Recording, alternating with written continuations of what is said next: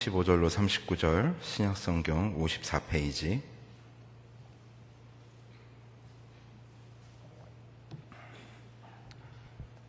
우리 함께 교독하도록 하겠습니다. 새벽 아직도 밝기 전에 예수께서 일어나 나가 한적한 곳으로 가사 거기서 기도하시더니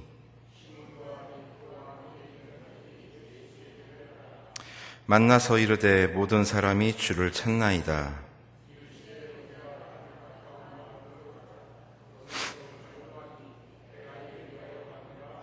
다 함께 이에 온 갈릴리에 다니시며 그들의 여러 회당에서 전도하시고 또 귀신들을 내쫓으시더라.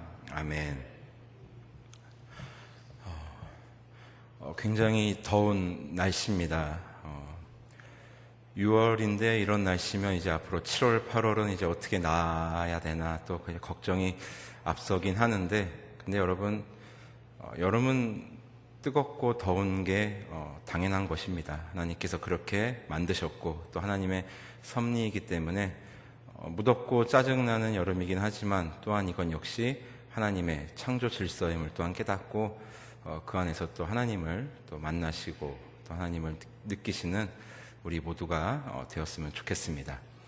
이렇게 여름이 되고 보니 이제 바야흐로 대한민국은 이제 휴가의 계절이 되었습니다. 제 기억으로 예전에 제가 어렸을 때는 이제 보통 7월 중순이나 7월 말부터 이제 휴가 기간이 시작되었는데 이제는 특별히 휴가 기간이 따로 정해져 있는 것 같지는 않습니다.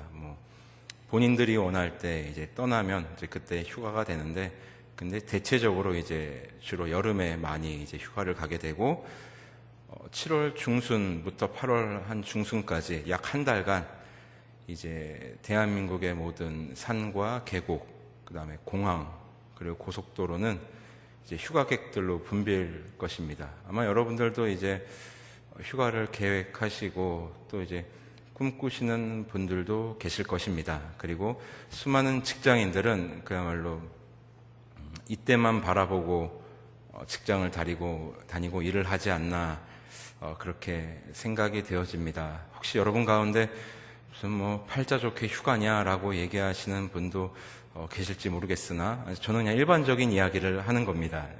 이제 많은 대한민국 곳곳에서 또 수많은 사람들이 이제 휴가를 계획하고 이제 떠나게 될 텐데, 근데 여러분 우리가 휴가를 또는 여행을 왜 가는지 한번 여러분 생각해 보셨습니까? 휴가를 우리가 왜 가는가? 돈이 남아서, 시간이 남아 돌아서, 아니면 할 게 없어서 이렇게 가는 사람들은 거의 없을 것입니다. 우리가 휴가를 가는 이유는 우리의 일상을 더 열심히 살아내기 위함입니다. 그래서 누군가는 이렇게 이야기를 했죠. 휴가를 떠나는 이유는 다시 돌아오기 위함이다. 무슨 말인고 하니, 이제 휴가를 가서, 이제 여행을 가서, 이제 좀 쉬면서, 좀 쉼을 누리면서, 그동안 복잡했던 머릿속을 좀 비우고 오고, 또 일상에 치여서 정신없이 살아온 삶을 좀 내려놓고, 좀 몸과 마음을 재충전하고 돌아오는 것, 그리고 그렇게 함으로써 우리의 일상을 더 잘 살아내기 위함이라는 의미로 여행을 가는 것, 휴가를 가는 것은 다시 돌아오기 위함이다라는 것을 위함이다라는 것으로 이야기를 하곤 합니다. 실제로 그렇지 않습니까? 우리가 휴가를 가는 것은 그곳에서 아예 그냥 눌러 살고 그냥 세속을 떠나려고 그러는 것이 아니라 다시 돌아와서 더 힘을 내서 살아가기 위함이 바로 휴가의 참된 목적이요 의미라고 생각합니다. 특별히 정신없이 또 바쁜 가운데 또 짬을 내어서 또 좀 한가로운 시간을 보내는 것을 망중한이라고 합니다. 바쁠 망자, 그다음에 중간 중자, 한가로운 한자를 써서 이제 망중한, 그야말로 바쁜 가운데 잠시 짬을 내어 한가로운 시간을 보내는 것, 이것이 망중한입니다. 여러분들도 아시는 것처럼 이순신 장군은 임진왜란 당시에 난중일기를 기록하였습니다. 당장 내일의 삶이 보장되지 않고 생사가 오고 가는 그 전쟁 와중에 자신의 시간을 확보하고 시간을 내어서 일기를 기록하였는데 한가하게 할 거 없어서 기록한 것이 아니라 지난 시간의 전투를 돌아보고 또 앞으로의 전투를 어떻게 할 것인가 또 살펴보면서 또 앞으로 어떻게 해야 또 우리 군대를, 우리 조선을 승리로 이끌 것인가, 이러한 고민을 하며 이 전쟁 중에 기록한 일기, 그래서 난중일기라고 우리는 부릅니다. 그래서 그 자신만의 시간을 가짐으로 인하여 이순신 장군은, 우리 조선 해군은 왜군을 물리치고 승리를 거두게 되는데요. 그야말로 난중일기가 그야말로 망중한의 어떤 대표적인 그런 대명사가 되지 않을까, 이렇게 생각되어집니다. 그리고 오늘 우리가 읽은 본문에서도 이 망중한을 즐기시는, 또 보내시는 분이 나오십니다. 바로 우리 예수 그리스도이십니다. 과연 우리 주님은 어떻게 당신의 시간을, 그리고 망중한을 보내셨는지 한번 오늘 말씀을 살펴보고 우리가 그 가운데서 얻을 또 교훈은 무엇인지 함께 은혜를 나누고자 하는 것입니다. 본문 35절입니다. 새벽 아직도 밝기 전에 예수께서 일어나 나가 한적한 곳으로 가사 거기서 기도하시더니, 쉽게 말씀드리면 예수님께서 새벽 예배를 드리셨다는 얘기입니다. 새벽에 홀로 일어나셔서 한적한 곳으로 가셔서 하나님과 이 오붓한 시간을 보내셨다는 것입니다. 참 예수님의 그 행적을 살펴보면 여러분, 그 신약 성경에는 참 많은 인물들이 나오지 않습니까? 참 많은 인물들이 나오는데, 자, 그 가운데서 가장 그 바쁜 인물이 있다면 누구였을까? 여러분 한번 생각해 보십시오. 정말 그렇게 바빴던 인물이 누가 있었을까? 여러 인물들이 있겠지만 저는 우리 주님이 제일 바쁘지 않으셨나, 이렇게 생각이 되어집니다. 우리 주님의 그 행적을 보면 그야말로 굉장히 바쁘셨죠. 스케줄이 꽉 차 있으셨죠. 회당에서 랍비들과 토론도 벌이셔야 했고, 또 산으로 들로 호수로 다니시면서 제자들도 부르셔야 했고, 또 병든 자, 간질 들린 자, 귀신 들린 자, 또 죽은 나사로에게도 가셔야 했고, 또 존귀한 산헤드린 공의회 의원이었던 니고데모도 만나셔야 했고, 또 키 작은 삭개오도 만나셔야 했고, 또 하도 걸어 다니셔서 더 이상 걸어 다니실 곳이 없어서 호수도 걸으셔야 됐고, 그리고 이제 이 땅만으로는 부족하다 하셔서 십자가에 또 매달리셔야 했고, 그야말로 예수님의 그 삶을 보면은 굉장히 바쁘셨던 그러한 삶의 모습이 아닐 수 없습니다. 현재 우리 대한민국에서 가장 바쁜 사람 하면 누굴까요? 새롭게 선출된 문재인 대통령일 수도 있고, 아니면 월드스타인 가수 싸이일 수도 있고, 여러 인물들이 있을 수 있겠습니다만, 정말 예수님의 삶이야말로 바쁘고 분주한 그런 삶의 모습이 아닐 수 없습니다. 자, 그러한 가운데서 그야말로 우리 주님께서는 망중한을 보내시는 것입니다. 그러한 수많은 사람들을 만나셔야 하고 수많은 곳을 가셔야 함에도 불구하고 자신만의 시간을 확보하심으로써 하나님과의 오붓한 시간을 통해 또 예수님께서는 당신의 모든 그 사역을 힘있게 감당해 나가시는 것입니다. 이어서 37절입니다. 만나서 이르되 모든 사람이 주를 찾나이다. 자, 예수님의 주된 일 가운데 하나는 사람들을 만나는 것입니다. 여러분들도 다 아시겠지만 세상에 참 많은 힘든 일이 있습니다마는 이 사람을 대하는 것만큼 힘든 일이 없죠. 그래서 서비스 직종에 종사하는 분들을 보면 정말 많은 스트레스와 또 힘든 또 고통을 호소하는 것을 볼 수 있는데요. 정말 사람 상대하는 것이 정말 매우 힘든 일 가운데 하나입니다. 즉 인간관계를 쌓는 게 굉장히 힘든 일이죠. 그런데 예수님의 주된 일은 바로 그것이었습니다. 수많은 사람들을 만나셔야 했고 그들의 고통을 나눠서 들으셔야만 했고 또 치유해 주셔야만 했고, 그야말로 늘 우리 예수님 곁에는 많은 사람들로 붐볐던 것이 사실입니다. 정말 그럴 때 우리 주님께서 그 수많은 사람들 가운데서도 당신의 그 중심을 잃지 않으시고 하나님의 그 일을 감당하실 수 있었던 것은 참 아이러니하게도 이 망중한 자신만의 시간을 확보하시고 이 쉼을 이제 확보하셨기에 가능했던 일이 아닐 수 없습니다. 특별히 만약에 오늘날과 같이 이 대한민국처럼 더운 날씨였다면 예수님께서 혹은 아니면 다른 이들은 이러한 사역을 감당할 수 있겠습니까? 특별히 저 같은 경우는 아마 이런 날씨에 이렇게 움직였다면 아마 변사체로 발견되지 않을까 그런 생각이 되어집니다. 우리 예수님께서 이러한 당신의 그 고된 또 바쁜 사역을 감당하실 수 있었던 것은 하나님과의 그 오붓한 시간, 즉 올바른 쉼을 확보하셨기에 또한 이러한 일을 감당하실 수 있게 된 것입니다.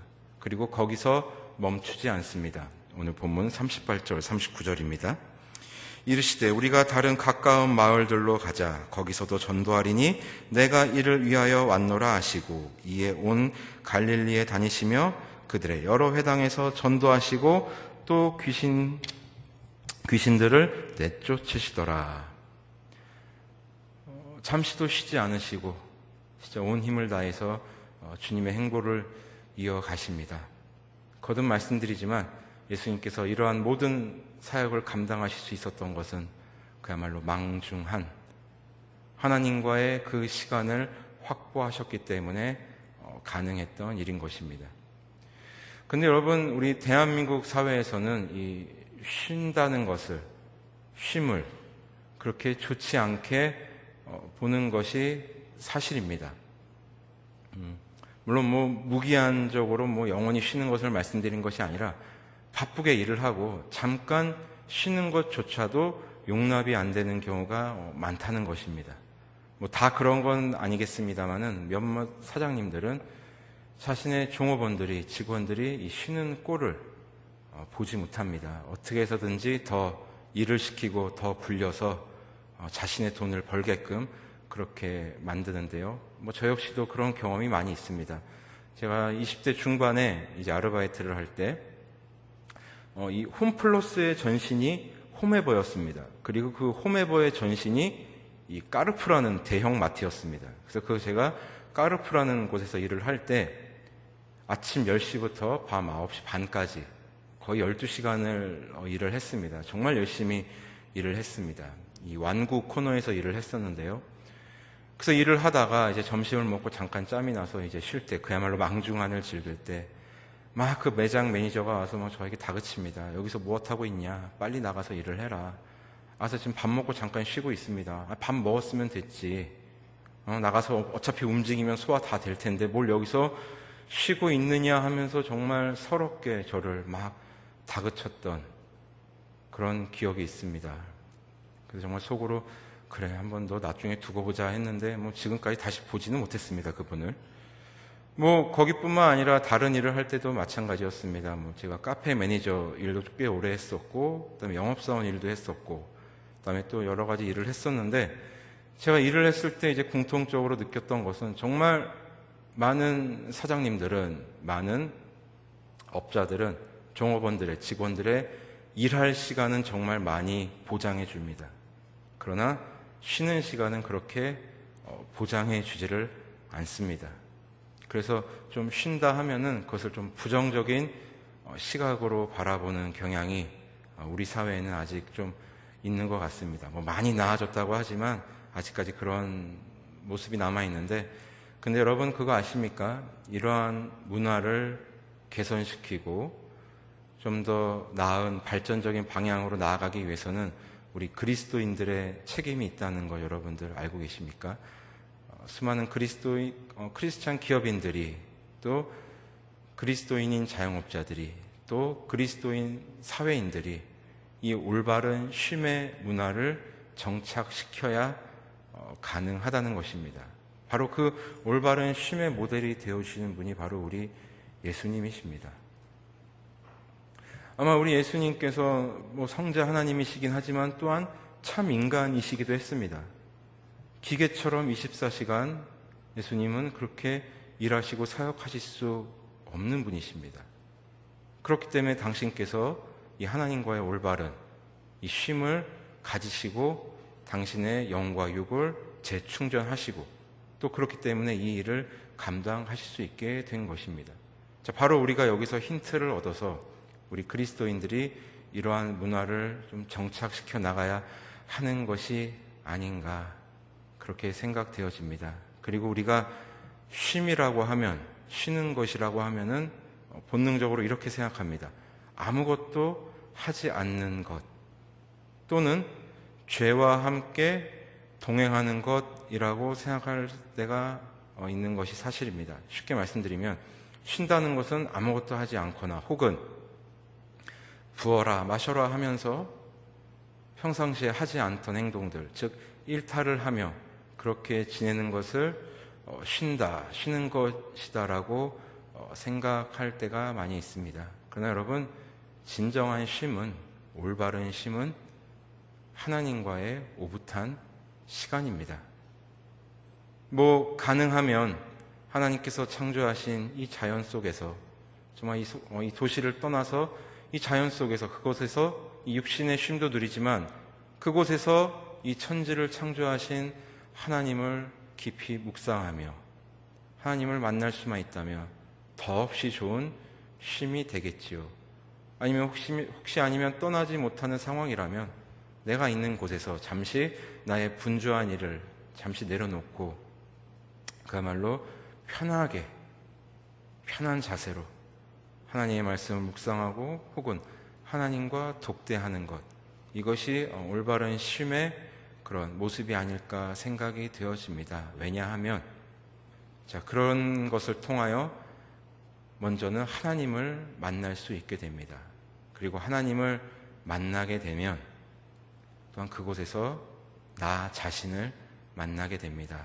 무슨 말인고 하니 우리 모두는 하나님의 형상에 따라 지음을 받았습니다. 그렇기 때문에 하나님을 만난다는 것, 바로 그 안에서 나의 모습을 바라볼 수 있게 된다는 것입니다.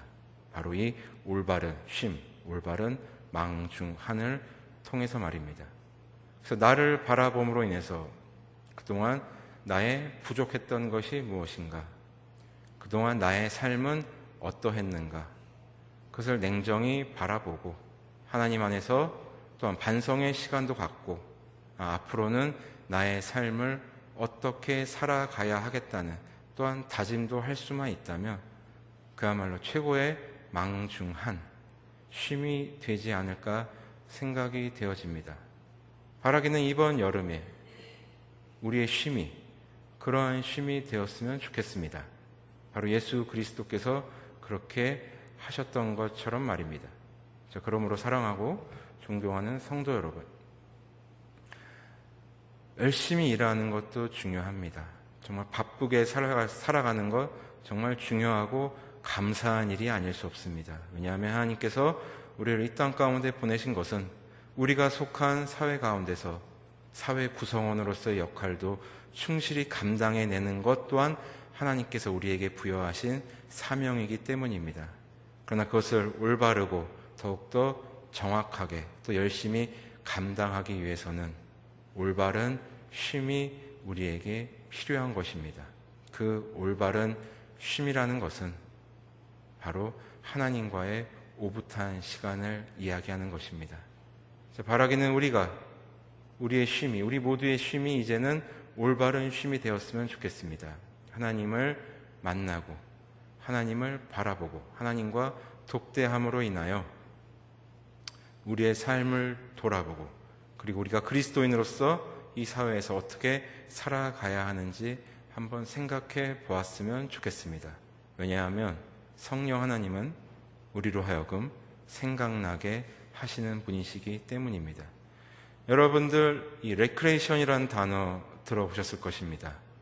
레크레이션이라는 단어를 생각하면 우리가 수련회를 가거나 어떤 야유회를 갔을 때 그곳에서 즐겁게 게임하는 것, 함께 어울려 노는 것을 생각합니다. 맞는 것입니다. 그러나 그 단어를 잘 한번 여러분 생각해 보시면 전혀 다른 의미로 다가올 것입니다. 레크레이션, 바로 리크리에이션, 재창조란 뜻입니다. 즉 하나님과의 그 올바른 쉼을 통하여 하나님의 손길로 우리가 재창조된다는 것입니다. 바로 올바른 그리스도인으로서, 그리고 올바른 사회 구성원으로서 말입니다. 바라기는 이번 여름 우리 모두의 쉼이 하나님의 손길로 빚어지는 그런 재창조가 수반되는 그러한 쉼이 되었으면 좋겠습니다. 그러므로 인하여 예수 그리스도께서 그러한 쉼을 통해 하나님의 그 사역을, 하나님 나라를 위하여 열심히 움직이셨던 것처럼 우리 역시 그러한 쉼을 통해 우리의 일상을 더욱더 열심히 살아갔으면 좋겠습니다. 그리고 우리의 손과 발을 통하여 하나님의 일을 더욱더 충실히 감당하는 우리 모두가 되었으면 좋겠습니다. 이러한 복된 삶이 하나님 앞에서는 그 순간까지 중단 없이 이루어지는 우리 모두가 되시기를 주님의 이름으로 소원합니다. 하나님 감사합니다.